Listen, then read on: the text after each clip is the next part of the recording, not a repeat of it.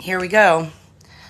I guess somebody should have told me that you could practice on live.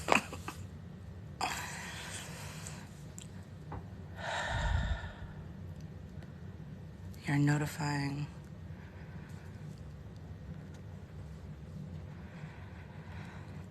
Hi, guys. I don't know how to share this. Apparently, you can practice. I didn't know that. This is so weird.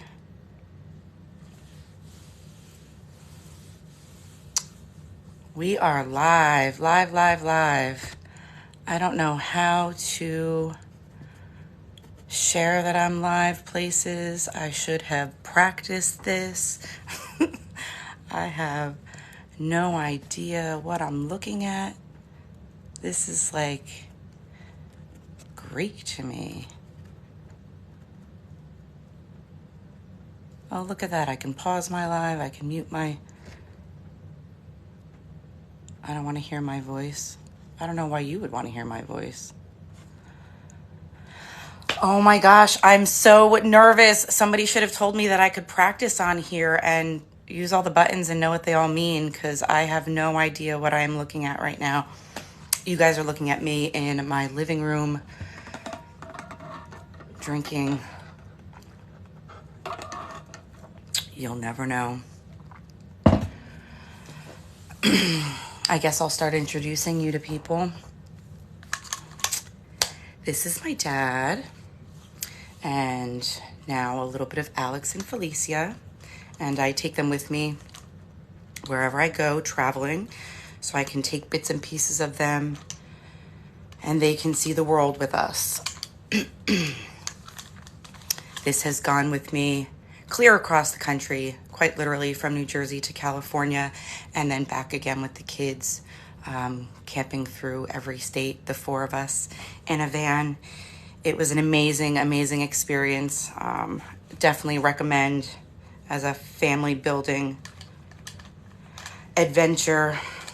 This is a really cool headband that has now traveled to Hawaii with me and on a motorcycle run. Fuck bullying. This was made for me by a close friend along with my shirt.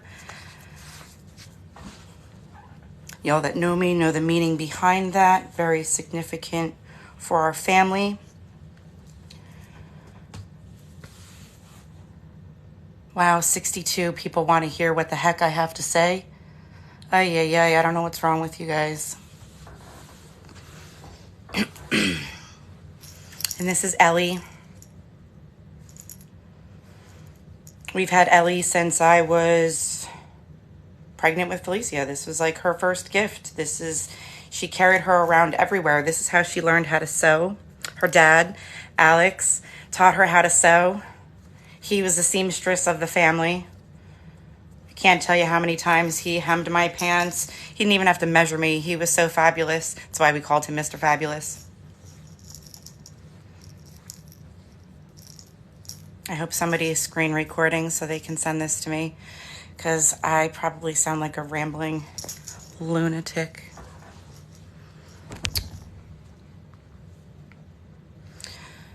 So first I want to tell you a little bit about me and my family.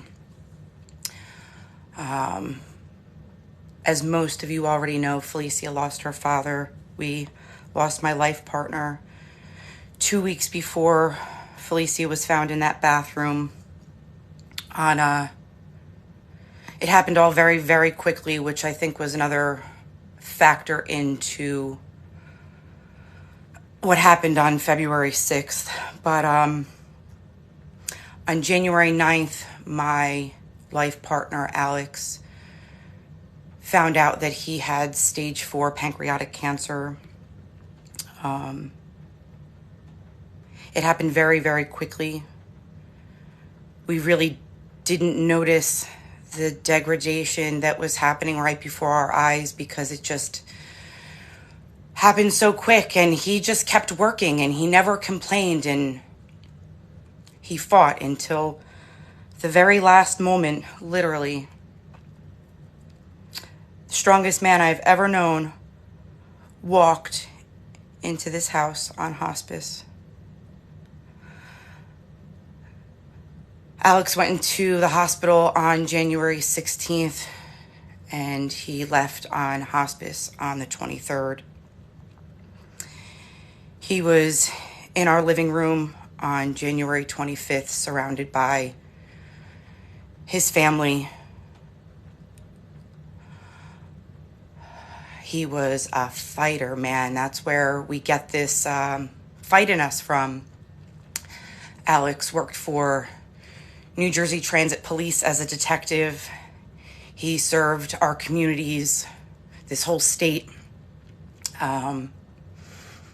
He then worked for the DEA for 10 years, working all over the world.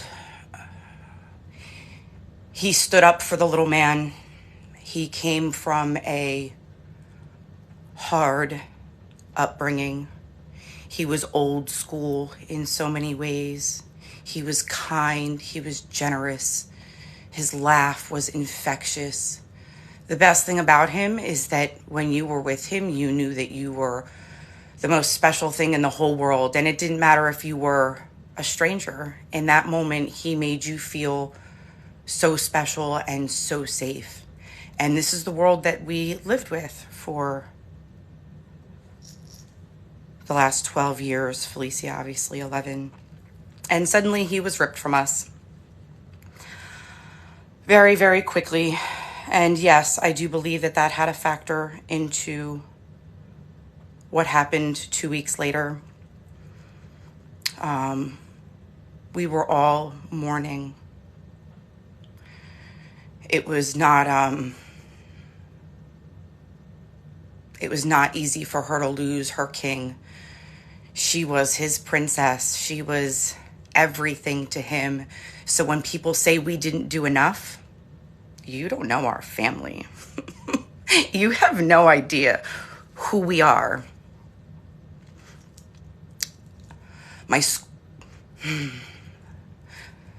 Again, this is public knowledge. My son is a cancer survivor. He was diagnosed at 3 years and 3 months with pre-B acute lymphoblastic leukemia. He also had streptococcus A, pneumonia, and had gone into septic shock. We were told that he was not going to wake up. We were told that if he did wake up, he was going to be severely neurologically disabled. My son just started college at Rowan. Go, Ja. My son fought for his life, and there is not a damn thing wrong with him except for being deaf in one ear.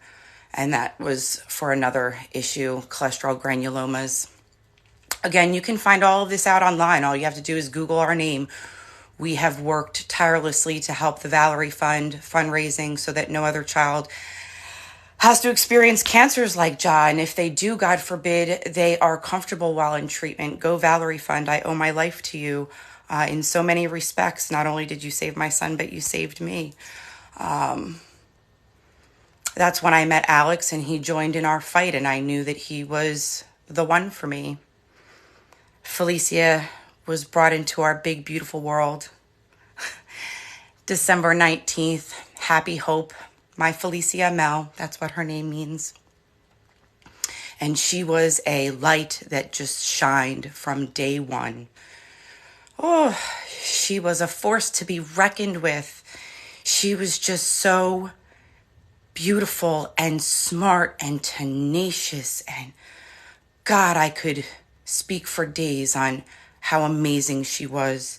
Anybody who met her could. She just had a glow about her. From the time that she was born, she just brought joy to everyone. By the time Felicia got into kindergarten, she skipped into first grade. She was already reading young children chapter books, if you want to call it that. Kids were going apple in school, and she was reading her books. That's who Felicia was. She may have been little. We called her Little. That was my little bee, my little sister, my little. But the kids didn't really understand her. because she was just smarter than them.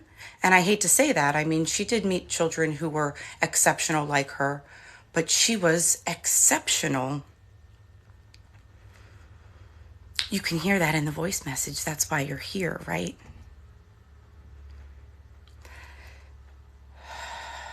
On February 6th, they found my daughter at FW Holbein School in Mount Holly. My exceptional leader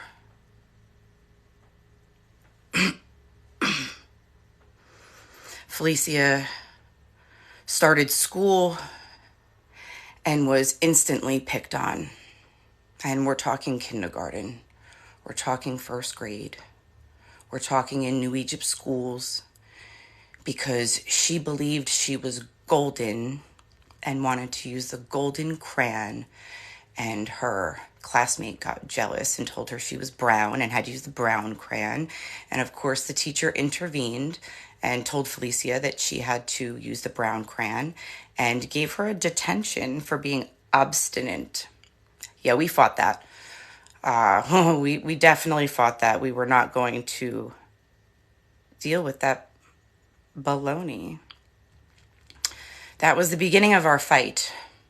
So when my life partner and I decided that we were going to live in separate homes 5 years ago, I moved to Mount Holly because I knew that I wanted to change schools for her. I didn't want her to have to continue dealing with the racial, to be quite frank, bullshit that she was dealing with here. We moved to Mount Holly, and she made her friends. She made her friend group. She's always been a vivacious little girl. She can talk to absolutely anybody. We call her the mayor. But the bullying started pretty quickly because, again, she was smaller than most other children, and she was absolutely younger than the other children. And then COVID happened, where social developmentally she should have been catching up with those children. She was stunted, just like all of our kids, because they were stuck at home. We tried. We did the best that we could, giving her social interactions. But like us all, it was difficult being locked away. The power of social media did help. Felicia went back into Holbein School, and it started pretty quickly. But like I'd said before, we were always advocates for ourselves. We believed in being kind to others and understanding that somebody could just be having a bad day and they're just taking it out on you, and to love them through it and to show them that love. And I think that made people not understand her even more, because you could literally shit on her and she would be like, not even going to waste my time with you, and keep it moving. Eventually, we had to teach her that she had to stand up and use her voice. And she did. She was an amazing, amazing, amazing writer. And she would email her counselors and her teachers. She even emailed her principal.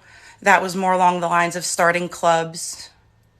That included the trauma club and D&D. Even though she didn't play D&D at the time, she had saw that there were a bunch of kids kind of like her at the high school that were in this club that accepted her with open arms, because I did security there and they loved her. And she would come into the school after school and walk around with her brother sometimes, or me, before going home and starting her homework. And she just felt like it would be a good place at Holbein for the kids. I don't think Principal Finn ever did anything with D&D Club. I think it was just another thing that was ignored willfully. Just like the Trauma Club. If you search me, you will find the email that she wrote to Principal Finn wanting to start a trauma club in her school. Because again, this is the type of kid that Felicia is. She saw that she was experiencing a lot in and out of school and wanted to take her pain and help other people. She said she knew that there were other kids that were going through things similar and wanted to give them a safe place. It's just who my child was. It's who we taught her to be. She advocated for herself to switch classes, and that was supposed to happen because of the bullying, because the child that had been bullying her the year prior continued that September. And when I called the parents because the school wasn't doing anything, the child then retaliated in school and got all of the other children to go against her. And that's where it got worse. And I tried to go to the school, and I did go to the school, but she hated when I went to the school because it would only make things worse. And I called parents, and they took no accountability. So all you people who say that I didn't do anything or I didn't do enough, you don't know me. And until the day that you've walked in my shoes, your opinion really doesn't matter. So I've told you a lot about my life, right? That's because I'm so free to talk about it, because the internet holds everything. That's something that these kids and even you guys, you adults, just don't seem to understand. Your words stick. Now, my daughter wasn't bullied on the internet. We really limited her social media, even her gaming, because we saw the dangers on there. We experienced the dangers on there. We did catch people trying to take advantage of her. We stayed on top of what she was doing. And again, if you know me, I've been pretty freaking open about these things. So those that don't, your judgments really mean nothing. I say all this because your words stick. And this is the lessons that these kids need to learn. They need to understand. We need to talk about what's happening to these babies. We had 3,600 children under the age of 17 commit suicide due to bullying in 2017. I unfortunately was not able to find the statistics for more recent years. I did find that it was rising, but the numbers that I always found were inconsistent. But that number struck me. That's 1 every 5 minutes, guys. 1 every 5-minute child under the age of 17 is committing suicide. What the hell is wrong out there in society? This should not be happening. And the overwhelming cause is because of bullying.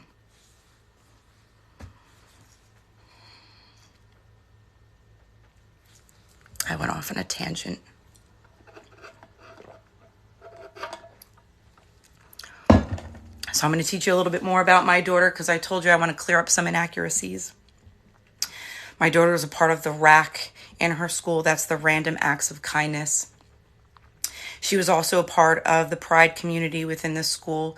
Felicia considered herself unlabeled. She believed that love is love and people are people, and loved and accepted everyone. This was truly the message that My Happy Hope spread. It's the message that she lived by. It's the message that we as a family live by: open acceptance until given reason not to. She was a part of chorus and theater and band. She loved music and theater. You could always catch her performing any family party, anything to make you feel good, tell a joke, sing a song, tap a dance. She was also a classroom representative. And again, if you have searched for me at all or Felicia's videos, I'm sure you came across her petition. She had to take a video and submit it. My God, I could not have been more proud watching her do that. And that was completely written by her too. Unbelievable, this kid. She also took Krav Maga, mobile Krav Maga, over in, I think that's Hainesport or Lumberton. Gotta love him, Master Dennis, big shout out. That man has changed so many children's lives, so many adults too. He truly is an inspiration. Every person that I met in that school just truly welcomed us with open arms, and to see them come out when we had Felicia's celebration and the things that these other children who were there just like her said about her, the way that she included them and accepted them and helped them, and it's just who she is. You're going to hear me say is and was a lot because I struggle with that. She is, because her voice is still being heard. And with us, her voice is going to continue to be heard. I am going to continue to be her voice, and I pray that all of you continue to be her voice too. Keep sharing her messages. By the way, that voicemail, the one that kicked this all off, thank you, Midnight 123. Seriously, in some ways, you are absolutely my angel. I thought I had lost my voice. That metaphorical black tape, man, being told to keep quiet by your police department and lawyer really fucks you up, man. But Midnight 123 ripped off that black tape, y'all. So I'm here because changes need to be made. These schools need to be held accountable. Almost 8 months later, and nothing has changed. Nothing has changed. I'm getting emails daily, more than one, about children in our township being bullied. I'm being emailed around the world of these horrific stories. Because bullying is this pervasive issue that's just not in our town and not in our school. It is truly worldwide.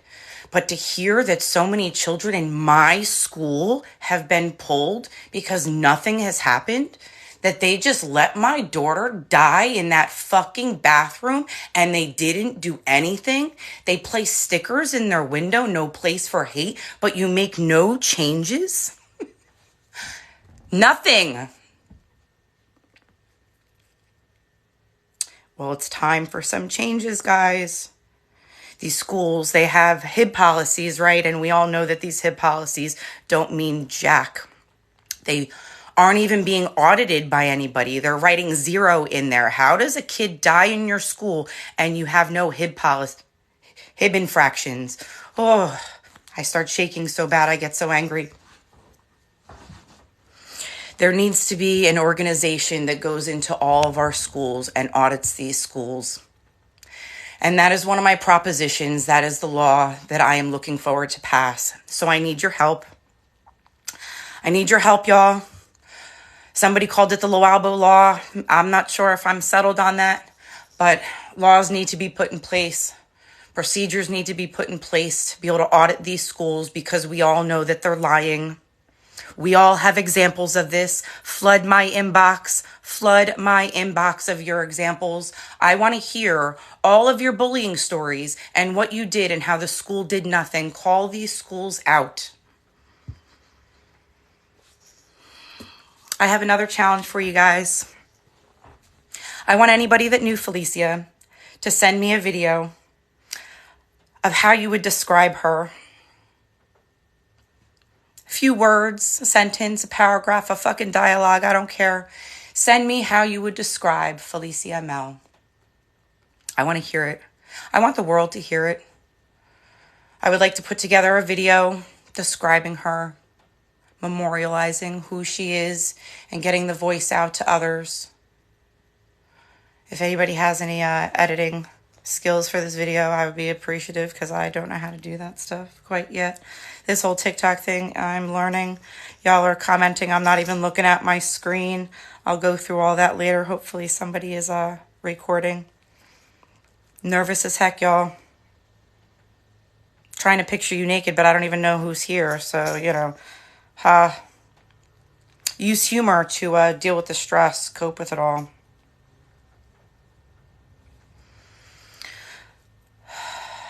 So this is all I have for you right now, because everybody's asking who did it. Everybody's asking who the bullies are. And I can't give those names because we do have an open case, and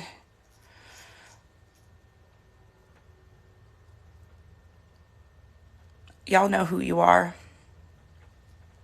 I know you and your parents are going to be watching this.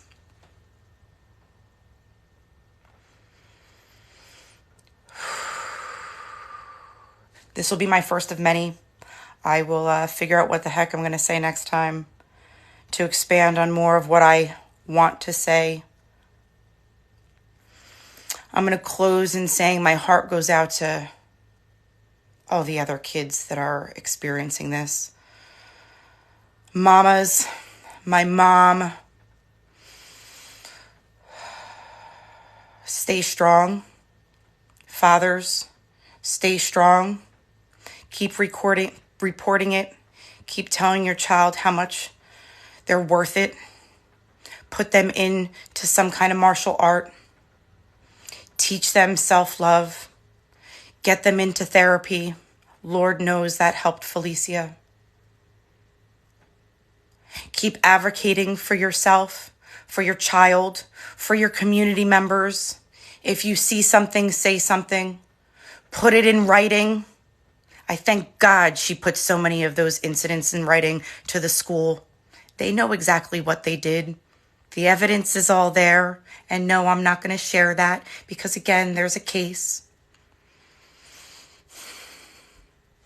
My heart goes out to you all. I wish no other parent knew what this felt like. I hope no parent ever learns what this feels like. And with your help, I'm here to make changes. I'm ready. I'm done with my silence. These schools need to be held accountable. These parents need to be held accountable. Laws need to be passed to hold these parents accountable. If you can be fined for your kid not going to school, why aren't you having discussions when a kid is being bullied? Why isn't there legislation that says if there's a certain kind of bullying happening to your child, if your child is involved in any way, you have to come into school and take some type of accountability? Maybe if the parents took some type of accountability, they would take their child accountable for their actions. You know, they are supposed to be leading. They are supposed to be parenting. Maybe if we got the parent involved, they're just children until they're 18. So many things need to change, but I will expand on that next time after I learn how to use this TikTok. Should have done this in my car, been a real TikToker. Instead, I gave you my family. Meet my beautiful family. Brother Brian. And you guys, of course, know Jarrett and Felicia. My world. My graduate. Go Ja, go Rowan. I don't know how long I've been blabbing, but I'm going to get off. Thank you all. Thank you all for following. Oh, it tells me my video ends. Oh, that says my vote ends. Thank you for the hearts. I love you and your family too. I love you too, Mel. Mel has been my Melvin Rat. Hey, buddy. You have been my TikTok influencer. Thank you for giving me the strength and courage to do this. You are amazing, amazing. Oh, thank you, Lewis. I appreciate you. I still can't believe we have not gotten to do our lunch date. You are an amazing, amazing man doing so much for Mount Holly. Seriously, you go into all of our board meetings and record them. And I know for myself, I was not capable of going in there and acting civilized when this all happened, to be able to see what they were saying, which they really said nothing. They never really even addressed this.